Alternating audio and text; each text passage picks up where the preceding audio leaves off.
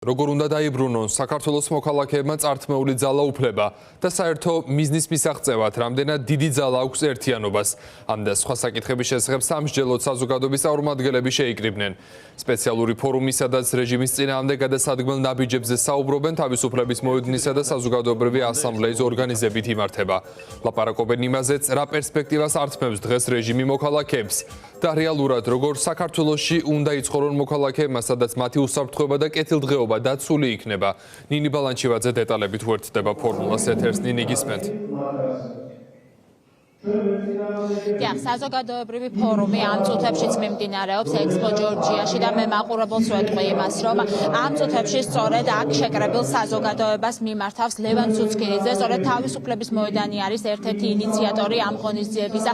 საზოგადოების სხვადასხვა სფეროს წარმომადგენლებთან ერთად და ჩვენ უკვე მოვისმინეთ აქ განცხადებები, სიტყვით გამოსვლები იმ სპიკერებისა, რომლებიც იღებენ დღევანდელ ფორუმში მონაწილეობას და მთავარი და მნიშვნელოვანი, რითიც გამოირჩევა დღევანდელი ფორუმი არის მრავალფეროვნება, ვინაიდან აქ წარმოდგენილები არიან როგორც ხელოვანები, პროფესორები, მასწავლებლები, სასულიერო პირები, აქტივისტები, სხვადასხვა სფეროს წარმომადგენლები, ის ადამიანები, რომლებიც უკვე ამდენი ხნის განმავლობაში აპროტესტებენ ბიძინა ივანიშვილის რეჟიმის მმართველობას. და გარდა იმისა, რაზეც თანხმდებიან დღეს ფორუმის მონაწილეები, ეს არის პოლიტპატიმრების გათავისუფლება, ეს არის ახალი საპარლამენტო არჩევნების ჩანიშვნა. ისინი საუბრობენ თითოეულ სფეროსთან დაკავშირებით, თუ რა გამოწვევების წინაშე დააყენა ივანიშვილის რეჟიმმა, როგორც განათლება იმ ეგრეთ წოდებული განათლების რეფორმით, რომლის მიღებასაც გეგმავს ქართული ოცნება. ამ საკითხთან დაკავშირებით დღეს მომხსენებელი იყო ნინო დობორჯგინიძე, ელიას სახელმწიფო უნივერსიტეტის რექტორი, რომელმაც ვრცლად ისაუბრა ამ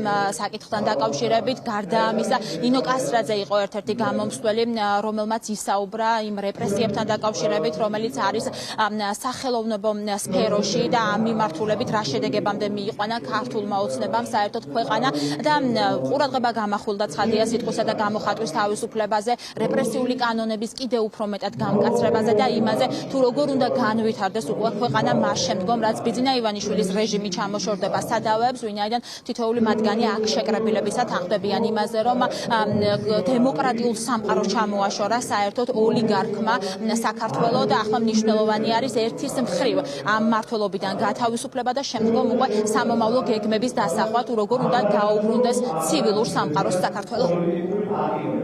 დღეს რაც ხდება არის ძალიან მძიმე მდგომარეობა და მე ორი სიტყვით მე მეტი არ მექნება ამის საშუალება რომ მოგიყვეთ თქვენ დღეს რა მდგომარეობა არ მექნება, დარწმუნებული ვარ და მე მინდა რომ გამოვიყენო აუდიტორია და გითხრათ, სულ რამოდენიმე დღის წინ ბათუმის სახელმწიფო თეატრმა მოხსნა სპექტაკლი მიზეზით და დაწერა თავის გვერდზე, რომ სპექტაკლი იხსნება იმის გამო, რომ რეჟისორი თავის სუბიექტურ პოლიტიკურ აზრს გამოხატავსო.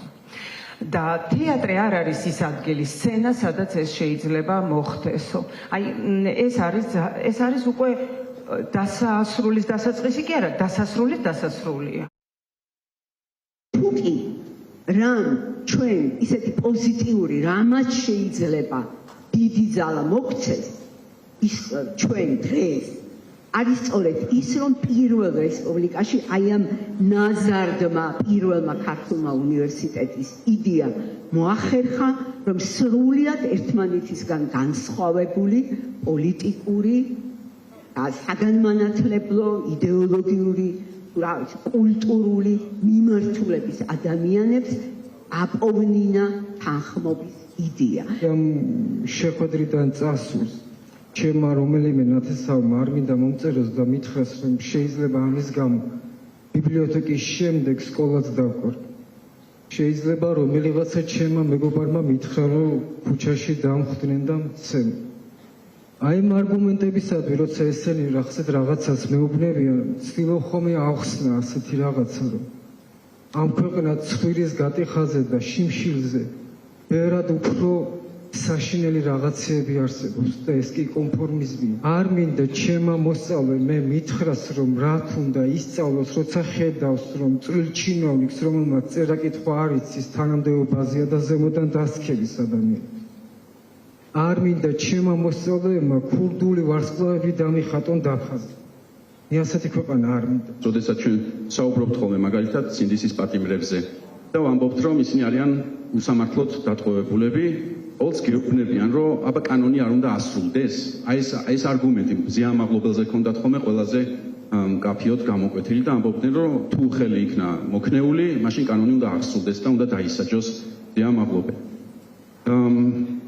დამაბნეველად ჟღერს თითქოს მართალი არის, ხო? იმიტომ რომ ჩვენც კანონმორჩილი მოქალაქეები ვართ და ისე გამოიყურება თითქოს სწორ არგუმენტს გეუბნებიან. მე არ მაქვს პრობლემა იმასთან, რომ ვინმე დაისაჯოს, მე მინდა რომ ყველა დაისაჯოს თანასწორად. და ეგ, რომ საქართველოში მორღვეული არის, უბრალოდ ბევრი მტკიცებულება არსებობს ამის უკვე ამ 2 წლის განმავლობაში.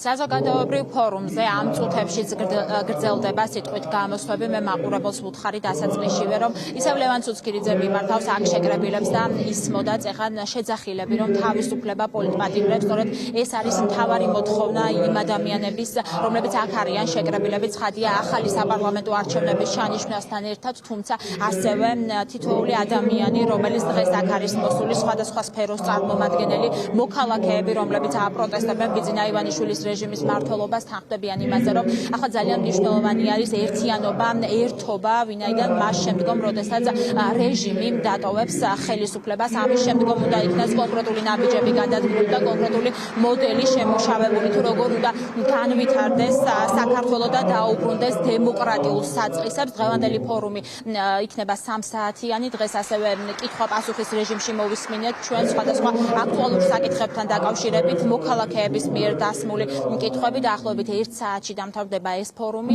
და დღევანდელი ფორუმის ორგანიზატორები ამბობენ იმას, რომ ეს ცხადია არ იქნება ერთჯერადი შეხვედრა, ამის შემდგომ კიდევ გაგრძელდება შეხვედრები და ისინი ეპატიჟებიან თითოეულ ადამიანს ამ ფორუმზე სამუშაო ერთად მუშაობისთვის, ვისთვისაც მნიშვნელოვანი არის ქვეყნის ევროპული და დემოკრატიული განვითარება.